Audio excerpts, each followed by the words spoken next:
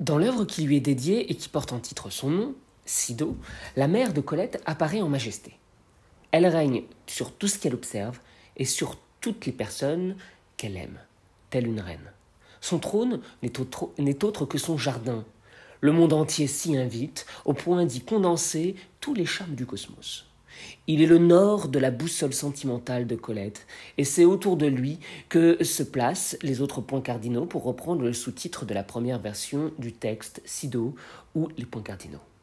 Après avoir affirmé à travers la bouche de sa mère la noblesse de la province, dont la poésie n'a rien à envier au prosaïsme de Paris, Colette pousse les portes du domaine maternel pour nous y faire entrer.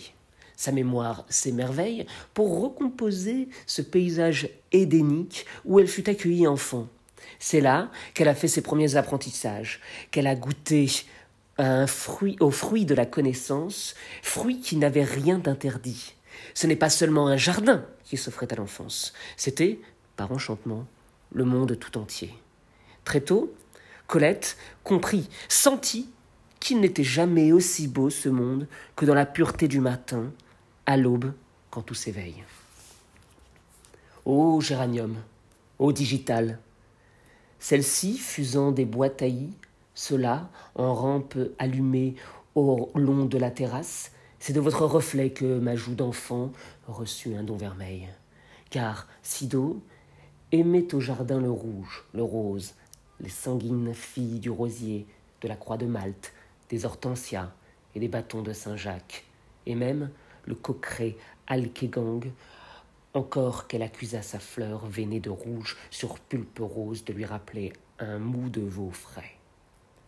À contre-cœur, elle faisait pacte avec l'Est. « Je m'arrange avec lui, disait-elle. » Mais elle demeurait pleine de suspicions et surveillait entre tous les cardinaux et collatéraux ce point glacé, traître au jeu meurtrier. Elle lui confiait des bulbes, de muguet, quelques bégonias et des crocus mauves, veilleuses des froids crépuscules. Or une corne de terre, or un bosquet de lauriers cerises dominé par un junco biloba, je donnais ces feuilles en forme de raie à mes camarades d'école, qui les séchaient entre les pages de l'Atlas. Tout le chaud du jardin se nourrissait d'une lumière jaune, à tremblements rouges et violets.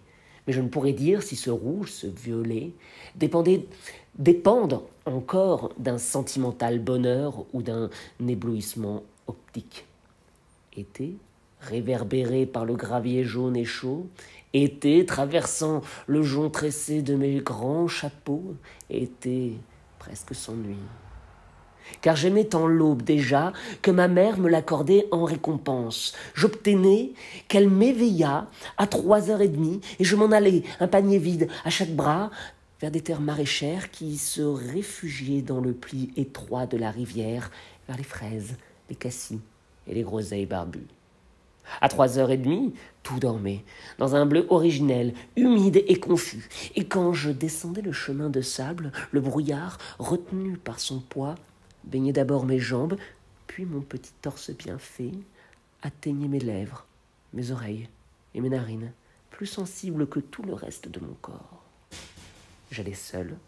Ce pays mal pensant était sans danger. C'est sur ce chemin, c'est à cette heure, que je prenais conscience de mon prix, d'un état de grâce indicible et de ma connivence avec le premier souffle accouru, le premier oiseau, le soleil encore ovale, déformé par son éclosion. Le passage s'ouvre comme un tableau. Si l'écrivain rend compte, par sa plume du jeu savant des couleurs, c'est en fait Sido qui, à la vérité, tient le pinceau.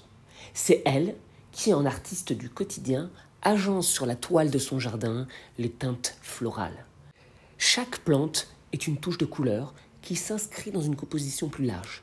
C'est ainsi que l'est du jardin, le coin le plus froid de l'œuvre botanique, opte pour des teintes moins vives et des fleurs plus obscures, telles que le crocus mauve, symbole de l'inquiétude dans le langage des fleurs. Malgré quelques spécimens floraux qui n'ont pas besoin de lumière, celle-ci se déverse entièrement sur ce jardin scintillant de l'enfance. Une aura lumineuse le protège, et l'auteur de se demander si ce n'est pas plutôt son sentimental bonheur qui produit cet effet d'optique. L'hésitation entre le passé et le présent est à relever. Les couleurs dépendaient, dit-elle, avant de se corriger, dépendent de son sentiment. Cette confusion temporelle qui passe de l'imparfait au présent témoigne du travail commun de la mémoire et de l'écriture, car ensemble, elles œuvrent à rendre le passé éternellement présent. Les étés que Colette chante n'auront jamais de fin. Ils garderont toujours leur pureté et leur fraîcheur primitive, ne fût-ce que dans les lignes qu'elle inscrit ou dans le tableau qu'elle compose. L'anecdote se mêle à la description. Il y a d'abord celle des feuilles offertes à ses camarades de classe et qui a été mise à sécher entre les pages d'un atlas. Elle est la preuve que le monde se donne et que le moindre de ces détails a sa place sur sa carte. Il y a ensuite l'anecdote des réveils matinaux. L'aube apparaît elle aussi comme un don, une récompense accordée par une mère soucieuse que sa fille goûte à ce que le monde fait de plus beau et de plus savoureux. Les couleurs splendides du crépuscule, il est tout de même 3h30 du matin, se mêlent au goût des fruits sauvages ramassés au bord des chemins. Les sens s'éveillent en même temps que la nature, surtout l'odorat, qui est dit plus sensible que tout le reste de son corps. Ce que Colette aime avant tout dans ces paysages matinaux, c'est leur pureté quasi originelle, qui n'est pas sans être l'écho avec celle de l'enfance. Aucun danger dans la naissance du jour. Toute l'œuvre de Colette est attentive à l'éclosion, car c'est en elle, dans son miracle premier, que la vie trouve son prix. Le premier souffle, le premier oiseau, dit-elle, le soleil qui éclot, rappelle à l'enfant et à l'adulte que tout n'est que grâce. Luxe, calme et volupté, comme disait le poète Baudelaire.